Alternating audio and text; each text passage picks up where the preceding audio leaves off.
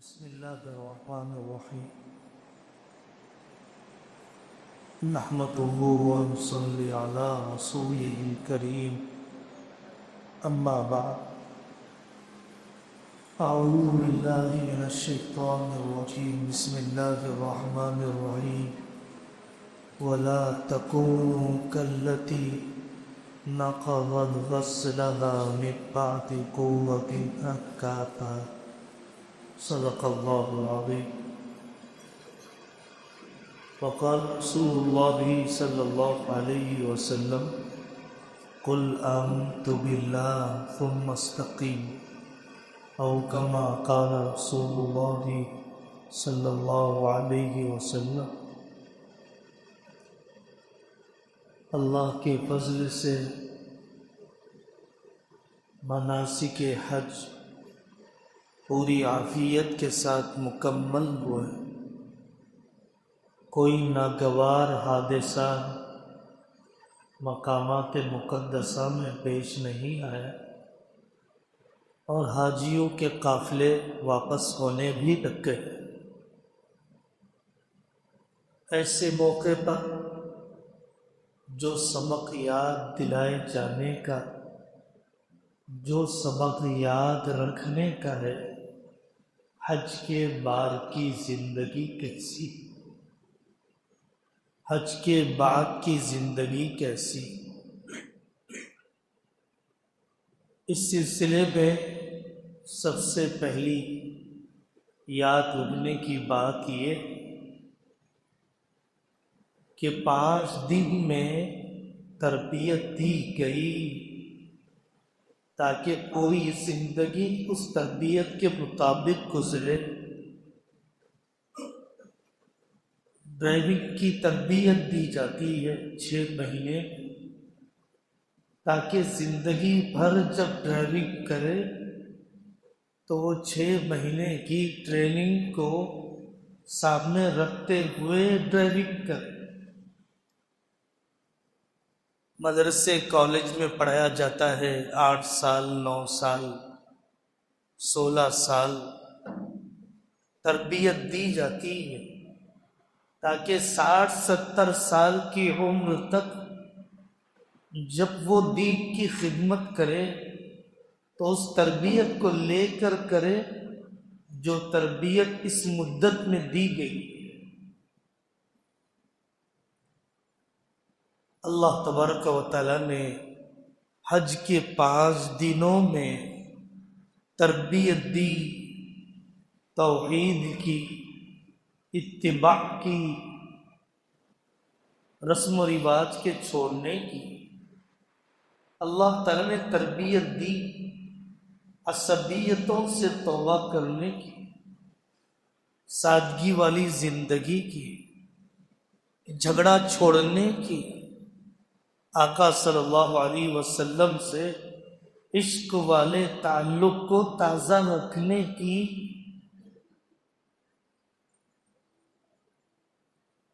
بیوی کی طرف بھی شہوت کی نگاہ سے دیکھنا حالت احرام میں حرام ہوتا ہے۔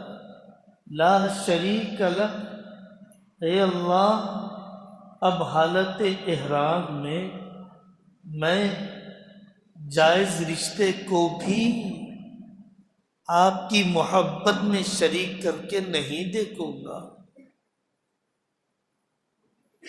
تربیت دی اللہ نے شیطانوں کو کنکریاں مارنے لگوا کر کہ پوری زندگی دشمنی رکھنا ہے۔ ایسا نہ ہو کہ وہاں تو کنکریاں مار دیا لیکن دوستی شیطان سے باقی ہے۔ کنکری بھی مار دیا، اپنی بیوی کی پٹائی بھی کر رہا ہے، اپنے بھائیوں کی پٹائی بھی کر رہا ہے۔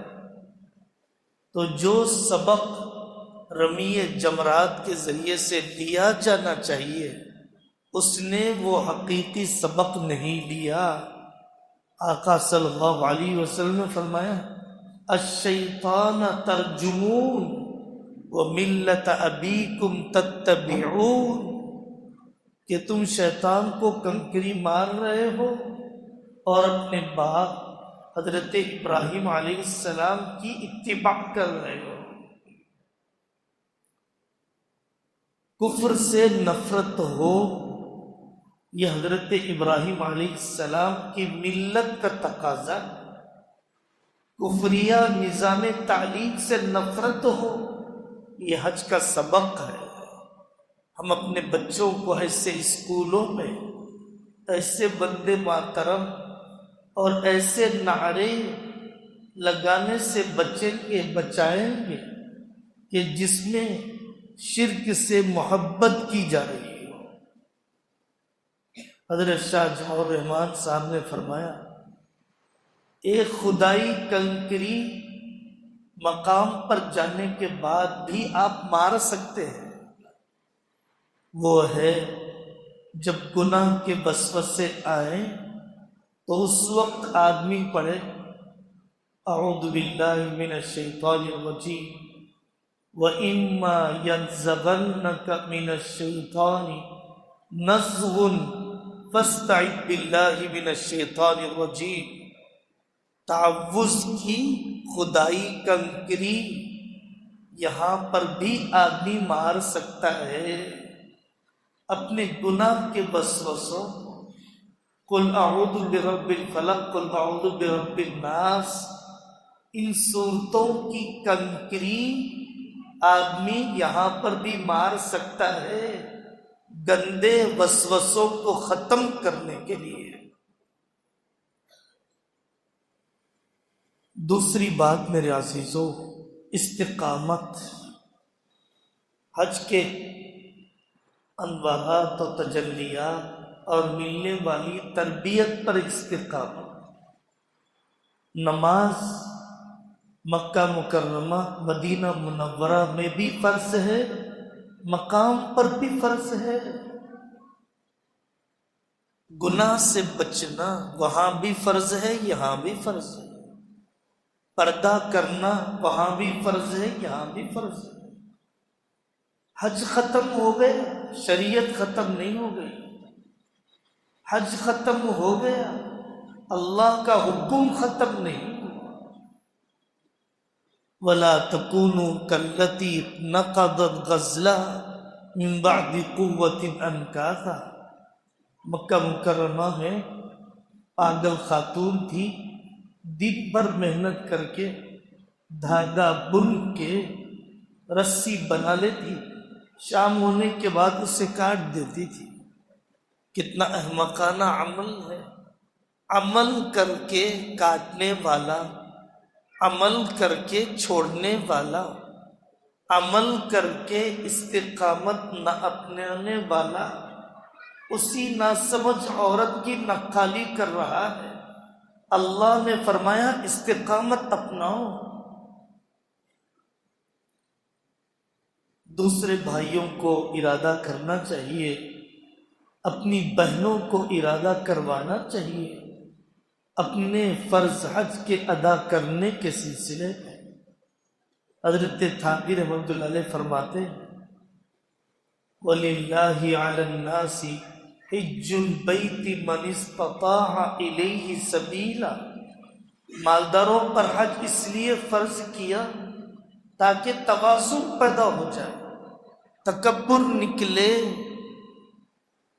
سادے کپڑے پہننا پڑتا ہے، عام لوگوں کی طرح رہنا پڑتا ہے، بھاگ دوڑ ہے، رگڑائی ہوتی ہے، واقعتاً دولت کا نشہ اترتا ہے، بادشاہوں کے دماغ کے کیڑے بھی گرتے ہیں۔ حج کے ذریعے سے اغنیاء کے دماغ سے عجب اور تکبر کو نکلوایا ہے اللہ جل جلالہ عم نوالہ۔ ہر سال احساس ہوتا ہے، ہر حج کرنے والے کو احساس ہوتا ہے کہ حج کی عبادت جوانی کی عبادت ہے، بڑھاپے کی نہیں۔ حج کی عبادت 30-35 سال کی عمر میں کرنے کی ہے، 70, 75, 65 سال میں نہیں۔ شوگر، بی پی، پیشاب پاخانہ، طہارت، وضو، سب مسائل پیدا ہو گئے، 2 قدم چلنا دشوار ہو گئے۔ یہ بیچارہ کیا جائے گا مزدلفہ کی طرف، کیا چلے گا شیطان کو کنکریاں مارنے کی طرف، اس سے کیا طواف ہو پائے گا، کیا سعی کر پائے گا؟ غصہ کیسے قابو میں رہنے والے ساتھ میں خدمت میں لگ جانا پڑے گا، عبادت داؤ پہ لگ جائے گی۔ بڑھاپے میں حج کرنا اپنے لیے، دوسروں کے لیے کتنا تکلیف دہ ہے۔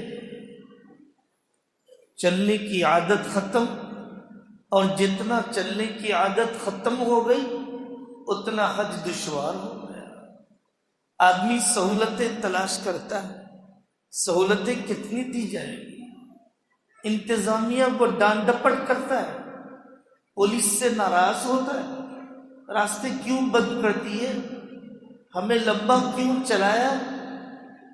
بھائی انتظامیہ کو دیکھنا ہے بھیڑ اکٹھی نہ ہو جائے، دھکم پیل نہ ہو جائے، جنازے نہ اٹھ جائیں، دب نہ جائیں بوڑھے جوان۔ وہ جو کر رہے ہیں اپنی انتظامی مصلحت کے تحت کر رہے ہیں۔ اگر والدین کو حج کے لیے بھیج رہے ہو، خود جاؤ ساتھ میں۔ ان بوڑھے ماں باپ سے ہرگز حج کے فرائض اور واجبات ادا ہوں گے ہی نہیں جب تک کوئی خدمت گزار بیٹا ساتھ میں نہ ہو۔ ہوائی جہاز کا سفر، پردیس کا ملک، زبان الگ، اور 5 دن میں مختلف علاقوں میں آنا جانا، سیڑھیاں چڑھنا، لفٹ کا آنا جانا، یہ سب اتنی نزاکتیں ہیں کہ جو آدمی پہلے سے زیادہ سفر کا عادی نہیں، بوڑھا بھی ہے، بہت دشواری ہوتی ہے۔ بعض مرتبہ ایسا سمجھ میں آتا ہے کہ تنہا ماں باپ کو بھیجنا خادم کے بغیر ایک طرح سے ماں باپ پر ظلم ہے۔ تربیت والا حج کرو، تفریح والا نہیں۔ سیکھ کر حج کرو، دیکھا دیکھی والا نہیں۔ امت کا بڑا طبقہ سیکھ کر حج کیے کرنے کے بجائے دیکھا دیکھی کر رہا ہے۔ جو کیفیت احرام پہنتے کے وقت بننی چاہیے، جو جذبات شیطان کو کنکریاں مارنے کے وقت ہونے چاہیے، جو ولولے مینا کی راتوں میں پیدا ہونے چاہیے، جو دعا ذکر کا رنگ عرفات کے میدان میں چڑھنا چاہیے، وہ نہیں ہے، اس لیے کہ پہلے سے اس نے تربیت نہیں لی۔ تکمیلی فرض ادا کرنے کے لیے جا رہا ہے، اسلام کے مکمل کرنے والا فرض ادا کرنے کے لیے جا رہا ہے، اور اس سے کلمہ نماز کا پتہ نہیں، التحیات اور تشہد کا پتہ نہیں، تربیت نہیں ہے۔ تبھی تو لفٹ میں چڑھتے ہوئے زبان بے قابو ہو جاتی ہے، کھانا لینے کی لائن میں لائن توڑنے کو ظلم نہیں سمجھتا، بدتمیزی نہیں سمجھتا، بس میں قافلے کے ساتھ وقت پر نہیں پہنچتا ہے، پورے قافلے کو تکلیف ہو رہی ہے۔ ایک آدمی کے دیر سے آنے کی وجہ سے سامان لانے کی فکر ہے، ایمان لانے کی نہیں، ہدایہ لانے کی فکر ہے، ہدایت لانے کی نہیں، ہدایہ لانے کی فکر ہے، ہدایت لانے کی نہیں۔ کیا وجہ ہے؟ تربیت نہیں لی۔ میرے بھائیوں، آقا صلی اللہ علیہ وسلم نے عرفات کے میدان میں فرما دیا کہ ملاقات نہیں ہوگی پھر آئندہ۔ صحابہ سے فرمایا کہ تم آؤ گے میری قبر کے پاس سے گزرو، گویا زندگی کی آخری ملاقات ہے۔ ایسے موقع پر کیا سبق دیا آقا نے امت کو؟ جب آدمی کی روح نکلنے والی ہو، میرے والد نے مرتے وقت یہ نصیحت کی، میری والدہ نے مرتے وقت کی نصیحت کی، لوگ اپنے پلے باندھ کر رکھتے ہیں۔ آقا صلی اللہ علیہ وسلم نے اس وقت جو پیغام دیا، اس پیغام کو اپنی زندگی کا حصہ بنانے کی ضرورت ہے۔ آپ نے عرفات کے میدان میں جو پیغام دیا، آپ نے حضرت معاذ کو جو پیغام دیا، آپ نے پیغام دیا تقوی کا، سود و بیاج سے بچنے کا، قتل و غارت گری سے توبہ کرنے کا، عصبیتوں کے ختم کرنے کا، دین کی اشاعت کے لیے اپنی عمر کو جھونکنے کا۔ اس سبب پر حاجیوں کو اور پوری امت کو آنے کی ضرورت ہے۔ پیسوں کی طرف مت دیکھو میرے بھائی۔ حج کی نیت کرنے کے لیے، حج کا عزم بنانے کے لیے چند لاکھ کی کیا حیثیت ہے؟ 6-7 لاکھ کی کیا حیثیت ہے؟ حج کمیٹی سے جاتے ہیں 3.5 لاکھ 3 لاکھ کی کیا حیثیت ہے؟ عرفات میں ملنے والی مغفرت کے مقابلے میں چند لاکھ کی کیا حیثیت ہے؟ طواف کے قدموں کے مقابلے میں چند لاکھ کی کیا حیثیت ہے؟ سعی میں تڑپنے کے مقابلے میں چند لاکھ کی کیا حیثیت ہے کہ آدمی ایسے بن جاتا ہے جیسے ابھی اپنی ماں کے پیٹ سے نکلا ہے۔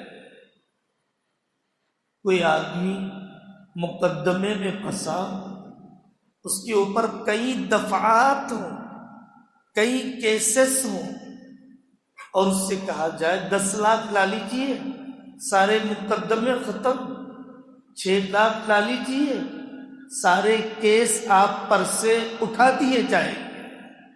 لوگ خوشی خوشی 6 لاکھ، خوشی خوشی 10 لاکھ لاتے۔ حج کے نتیجے میں گناہوں کے انبار ہمارے کندھوں پر سے اتر جائیں گے۔ یہ تو سوچو کہ حدیثیں ہیں کہ اللہ تعالیٰ کی رحمت متوجہ ہوگی، لوگوں کو جہنم سے نکال کر جنت میں ڈال دیں گے اللہ، ایسی حدیث ہے۔ لیکن ایسی کوئی حدیث نہیں کہ جنت سے نکال کر جہنم میں ڈال دیں۔ مسجد نبوی میں ایک جگہ ہے جس جگہ کے بارے میں نبی پاک صلی اللہ علیہ وسلم نے فرمایا کہ یہ میرے منبر اور میرے کمرے کے درمیان کی جگہ جنت کے باغوں میں سے ایک باغ ہے۔ اس جنت پہ جانے کے بعد کیسے ہوگا کہ اللہ بندے کو پھر جہنم میں ڈال دے؟ اس مجدے کو پانے کے لیے، اس انعام کو پانے کے لیے 5-10 لاکھ کی کیا حیثیت ہے؟ حکیم اختر صاحب رحمۃ اللہ علیہ فرماتے ہیں ہم کہاں اس قابل ہیں کہ جہاں نبیوں کے قدم پڑے ہمارے قدم پڑ جائے، جہاں حضرت محمد صلی اللہ علیہ وسلم نے بوسہ لیا، جہاں اپنے جسم کو چمٹایا، وہاں ہمیں چمٹانے کا موقع مل جائے۔ ہم ناپاکوں کو کتنی بڑی ہمارے لیے خوش قسمتی کی بات ہے، کیوں ہم پیچھے ہٹ جاتے ہیں؟ حج کا ادا نہ کرنا کتنا بڑا گناہ ہے۔ آقا صلی اللہ علیہ وسلم نے فرمایا وہ چاہے یہودی بن کے مر جائے، چاہے عیسائی بن کے مر جائے، جس پر حج فرض تھا پھر بھی اس نے ادا نہیں کیا۔ آقا صلی اللہ علیہ وسلم کی احادیث میں اتنے سخت بول نہیں ملیں گے آپ کو۔ روح ہے حج کی کہ عبادت کی کوئی شکل متعین نہیں، اللہ جو جب فرما دے وہی عبادت ہے۔ عرفات میں ظہر اثر ایک ساتھ پڑھنے کے لیے کہہ دے وہی عبادت ہے۔ عرفات میں مغرب کی اذان ہو رہی ہے، نہیں پڑھنا ہے، طبیعت مچل رہی ہے، مغرب کا وقت ہو گیا، پڑھنے کو جی چاہا ہے، نہیں پڑھنا، مزدلفہ ہی جانا ہے، مزدلفہ میں پڑھنا ہے، عشاء کے وقت میں مغرب پڑھنا ہے۔ اللہ کا حکم ہی عبادت ہے۔ خوشبو لگانے کو جی چاہتا ہے، بال کنگھی کرنے کو جی چاہتا ہے، درست رکھنے کو جی چاہتا ہے، نہیں، ان کی محبت میں ڈوبنا، دیوانگی، شیفتگی اور چٹیل میدان میں پڑے رہنا، یہی اس وقت کا تقاضا ہے۔ احرام کون سا لباس ہے؟ احرام کفن کا لباس ہے۔ احرام مرضی کے ختم ہونے کے بعد کا لباس ہے۔ مرضی ختم ہو جاتی ہے جب کفن پہنایا جاتا ہے، ابھی تو مرضی باقی ہے، ابھی تو جان میں جان ہے، پھر بھی احرام پہنایا گیا ناجائز تمناؤں کو ختم کروانے کے لیے، حرام چیزوں کو اپنے آپ پر زندگی بھر حرام رکھنے کی عادت ڈالنے کے لیے۔ ایک احرام ہے جو 5 دن میں ختم ہو گیا، لیکن ایک احرام پوری زندگی کا ہے۔ رشوت سے بچنے کا احرام، جھوٹ سے بچنے کا احرام، میرے عزیزوں، وہ پوری زندگی کا ہے، پوری زندگی بچنا ہے۔ اللہ تبارک و تعالی ہم سب کو حج مقبول کی دولت نصیب فرمائے اور تربیت والے حج کی نعمت نصیب فرمائے، صحبت والے حج کی نعمت نصیب فرمائے۔ وآخر دعوانا ان الحمد للہ۔